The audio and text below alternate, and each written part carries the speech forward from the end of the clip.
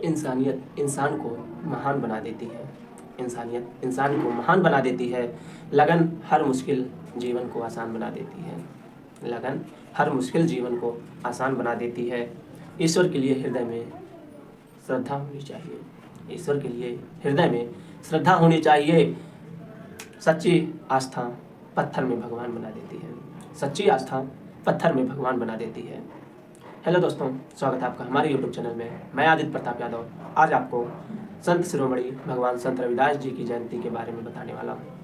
दोस्तों, संत रविदास जी का जन्म 1377 ईस्वी में काशी में हुआ था।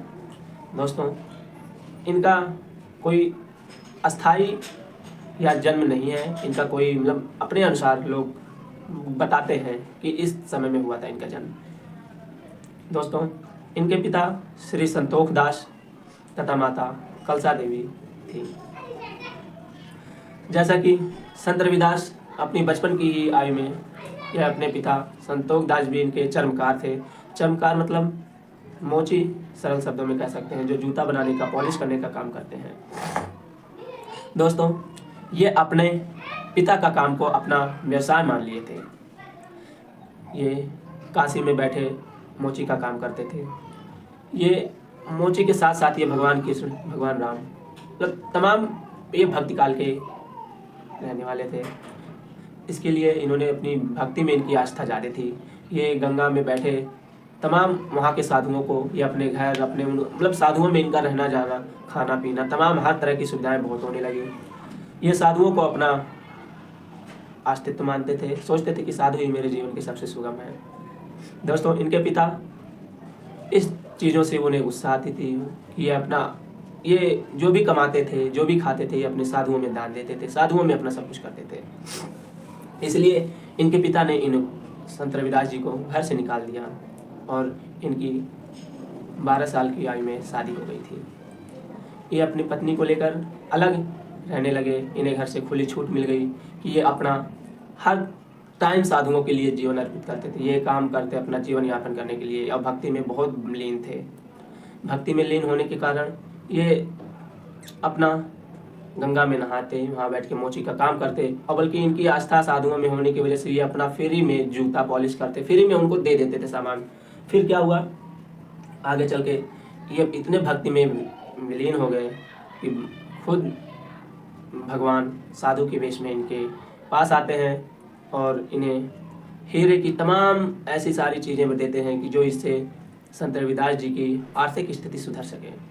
लेकिन संत रविदास जी भी कहते हैं कि मैं अपने अनुसार अपना कमा के खा लूँगा, अपने मेहनत का मैं खाऊँगा, मैं किसी से नहीं लूँगा। भगवान जी साधु के वेश में आते हैं लेकिन नहीं लेते हैं सामान। फिर क्या होता है कि इनके छप्पर में भगवान हीरे की एक टुकड़ा रख देते हैं और इन्हें बता देते हैं कि आपको जब भी ज़रूरत लगे तो आप उस चीज़ को यूज कर लेना, आप ले लेना। लेकिन संत रविदास जी उस चीज़ को वैसे ही पड़ा रहने देते हैं जैसे भगवान वहाँ पे रख के गए थे। फिर कुछ टाइम बाद साधु के रूप में आते हैं और इनको बताया जाता है कि आप ऐसा क्यों कर रहे हैं, आप सामान ले सकते हैं, यूज कर सकते हैं। लेकिन इन्होंने भगवान की वस्तु नहीं ली, उस हीरे का उपयोग नहीं किया। ये जो मेहनत करते थे उसका अपना ये खाते थे अपना। फिर धीरे धीरे भगवान फिर इनसे बोलने लगे, लेकिन ये नहीं मानते थे क्योंकि इन्हें पता नहीं था भगवान है। फिर इनके वो झोपड़ी में हर प्रत्येक दिन 5 सोने की मुद्राएं मिलती थी, भगवान गिरा देते थे। ये उन मुद्राओं को गंगा में जाते नहाते टाइम ये हर उन मुद्रा को गंगा नदी में प्रवाहित कर देते थे। प्रवाहित करते करते फिर भगवान जी इनके एक सपने में आते हैं और बोलते हैं कि आप उन मुद्राओं को साधुओं के अपने निजी मंदिर, जहाँ भी जो आपको जैसा यूज करना है, साधुवाद में, पूजा करने में और इन सब चीज़ों में आप यूज कर लीजिए, वहाँ पे गंगा में प्रवाहित मत कीजिए। ऐसे होते होते इन्होंने करने लगा, तमाम भगवान की मंदिरें और हर चीज़ें बनवाई। इनकी आस्था बढ़ती चली गई। फिर ये मोची बना अपना काम करते करते एक पंडित जी वो अपने मालिक का डेली उनका हिस्सा डुबकी लगाने आया करते थे और डेली संत रविदास जी से मिलते थे तो पंडित जी आए और संत रविदास जी ने बोला कि आप कहाँ जा रहे हैं? तो उन्होंने बोला मैं डुबकी लगाने जा रहा हूँ। तो इन्होंने कहा कि आप अपने मालिक की डुबकी लगाते हैं, मेरी भी डुबकी लगा लेना, मेरे हिस्सा भी लगा लेना, और मैं आपको ये 2 सोने की स्वर्ण मुद्राएं देता हूँ और आप ले जाके गंगा जी में प्रवाहित कर देना, और गंगा जी मुझे क्या कहती हैं ये आप आके मुझे ज़रूर बताना। दोस्तों, ऐसा ही करते हैं पंडित जी।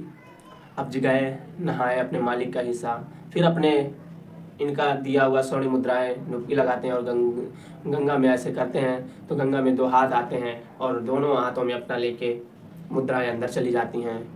फिर क्या होता है, फिर गंगा जी डुबकी लगाते, फिर बाहर आती हैं और फिर कहती हैं कि आप ये सोने की कड़ा लेके आती हैं और बोलती हैं कि ले जाके आप रविदास जी को दे देना।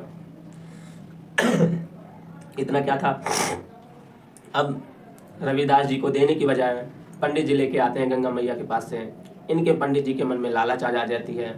इन्हें लगता है कि मैं कौन सा अब रविदास देख रहा है और क्या कर लेगा, देख उसे पता नहीं चलेगा, इस चीज़ को मैं लाओ खुद रख लेता हूँ, खुद स्वर्ण मुद्राएं रख लेता हूँ, रविदास जी को नहीं पता लगेगा।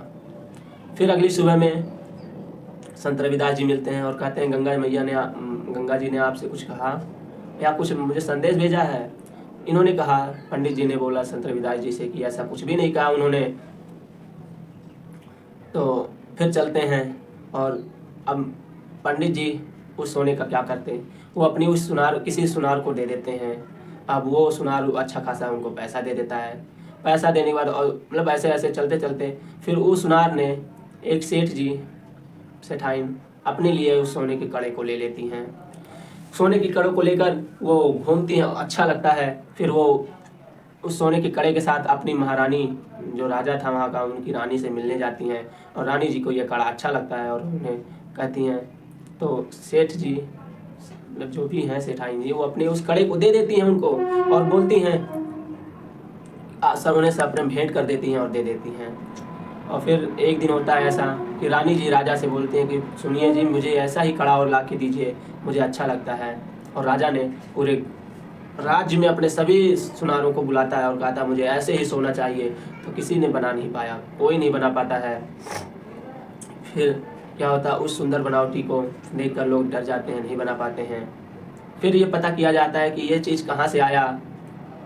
तब बात ऐसे ऐसे पंडित जी को पकड़ी जाती है। पंडित जी बताते हैं कि या तो आप बताइए या तो आप के ऊपर जेल जाइए, मतलब ऐसे तमाम शब्दाएं उन्होंने उनको बोला।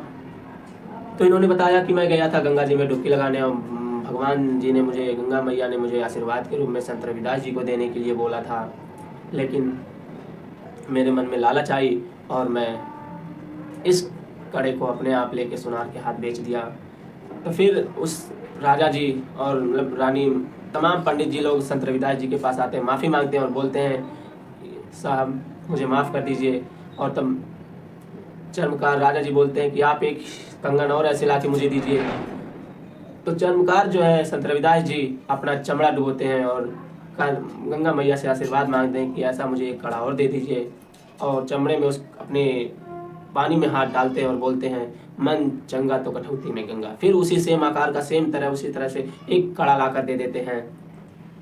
कड़ा पाने के बाद राजा बहुत खुश हो जाते हैं और फिर चले जाते हैं। धीरे धीरे ऐसा होता है कि अपना हर तरह से लोग जाते हैं और आते रहते हैं। इसीलिए संत रविदास जी ने बोला है, ब्राह्मण मत पूजिए जो होवे गुणहीन, ब्राह्मण मत पूजिए जो होवे गुणहीन, पूजिए चरण चंडाल के जो होवे गुण परवीन। मतलब क्या है कि ब्राह्मण को मत पूजिए जो गुणहीन हो, मतलब किसी जाति भेदभाव से उस ब्राह्मण मत मानिए। आप उसको पूजिए जो नीच जात का हो, पिछड़ी जात का हो, उसके अक्षर गुणवान अच्छे हों, उसको पूजा जाए तो बहुत ही अच्छा होगा। रैदास जी जाते हैं और अपनी भक्ति की बल पर वो बहुत अच्छे से चमत्कार दिखाते थे और भगवान प्रभु की खुद कृपा थी उन पर। इसलिए उन्होंने ये दोहा गाया था, ब्राह्मण मत पूजिए जो होवे गुणहीन, पूजिए चरण चंडाल के जो होवे गुण परवीन। क्योंकि आप जानते हैं कि हम मतलब जो भी हैं उस कैटेगरी तक के, मोची का काम करते थे। तो पंडितों के मन में ख्याल आता था कि हम गुरु हैं तो ये हमसे आगे कैसे निकल सका।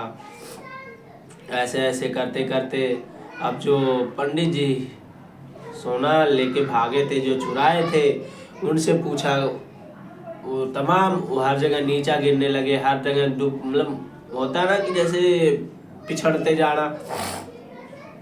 लेकिन फिर भी रैदास जी देखते हैं कि उन्होंने चमत्कार दिखा दिया, राजा के मोहित हो गए। और इन पंडित जी को खलबली मची पड़ी है कि वो तमाम लोगों से शिकायत करते हैं कि अगर रैदास मेरे से ज़्यादा शक्तिशाली, मेरे से ज़्यादा पुजारी, मेरे से ज़्यादा भगवान को मानने वाला है तो आ जाए मेरे साथ, ये तुलना कर ले। तमाम लोगों ने बहुत सी चीज़ें की। कई राजाओं ने फिर उनको समझाने के लिए इनके साथ कई तरह से परीक्षाएं ली गई, जिसमें रैदास जी ही सफल हुए। और क्योंकि क्या होता है कि हमारे पहले पूर्वज जो थे, रैदास एक निर्गुण काल के कवि भी थे और उन्हें निर्गुण कवि कहा जाता था। उन्होंने तमाम ऐसी कविताएं, तमाम ऐसी रचनाएं, भक्ति में ही नहीं बल्कि हर तरह से उन्होंने अपने समाज को एक्टिव किया है और हर तरह से लड़ने का प्रयास किया है। संत रविदास जी कहते हैं, ऐसा चाहूँ राज मैं जहाँ मिले सबन को अन्न।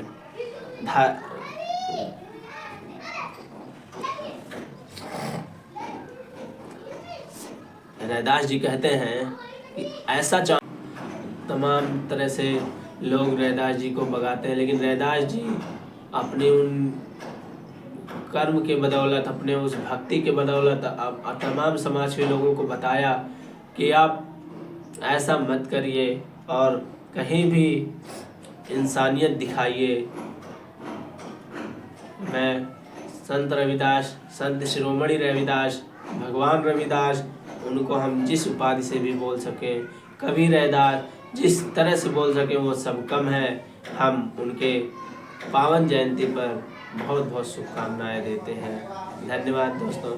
अगर आपको वीडियो अच्छी लगे तो please like, share and subscribe जरूर करिएगा। धन्यवाद, बहुत बहुत शुक्रिया।